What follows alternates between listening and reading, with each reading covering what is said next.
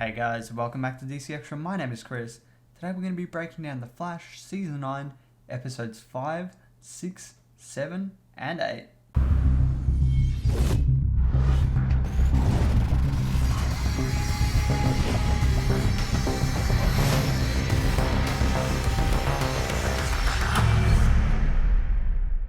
So as I have missed a little while of the breakdowns, I do have quite a few to catch up on, and that is what this video is for. However, they are going to be brief recaps, and not a full breakdown, just because there are so many things to cover, and I don't have the time to go through each of them in its full depth, but I feel like I've picked apart the main storylines in these, and really covered everything that you would need to know. Anyway, let's start with Season 9, Episode 5. This episode acts as the conclusion of the Red Death storyline. After Barry destroyed Red Death's cosmic treadmill in the last episode, she now turns to terrorizing Central City through using a satellite combined with Gorilla Grodd's telepathic powers to project hundreds of versions of herself across the city. Barry goes to rescue Mark after he was captured last episode, but ultimately Red Death was there to ambush him. In the process, Barry loses his powers in a fight, giving Red Death the upper hand now. In order to regain his speed, Barry turns to Grodd for help, as the last time they encountered each other, he gave Grodd a portion of his speed, and now he asks for it back. After some convincing, Grodd agrees to help him, and in turn shuts off his telepathic control of Red Death's projections, and gives Barry back his speed. Barry and Red Death then fight, with Red Death beating him for a while.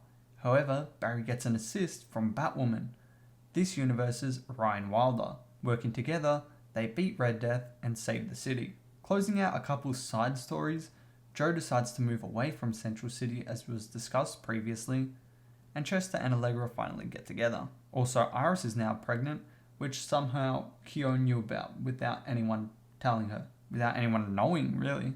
Anyway, as for the next episode, that being episode 6, all these ones from now on are actually going to be quite standalone, and they don't seem to be setting up a next major story, but I will still be covering them.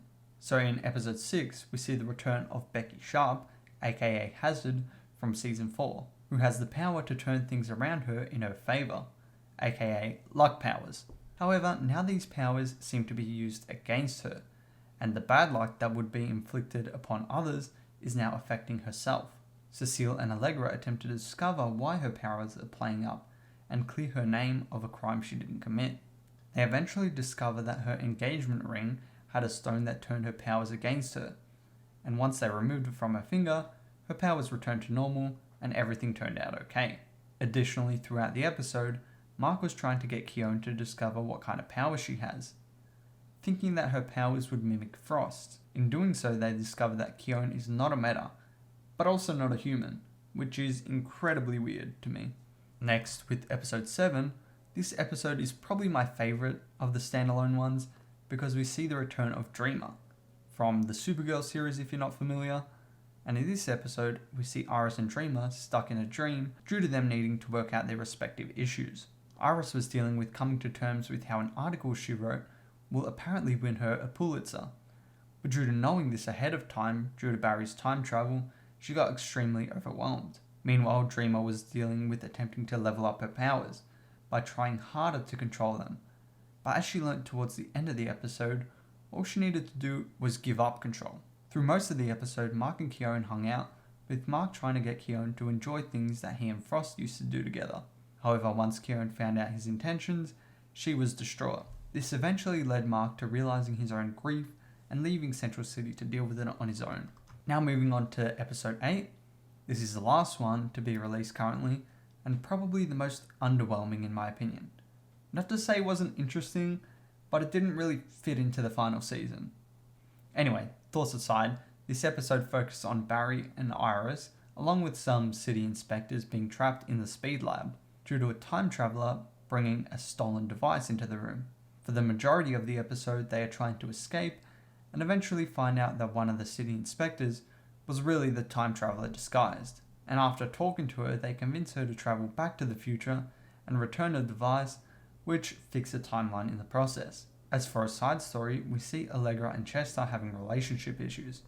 When Chester tells her he loves her, but she doesn't say it back. We learn that this is because she's scared she will lose him, but after a conversation with Cecile, she finds the confidence to face her fears and tells Chester that she loves him back.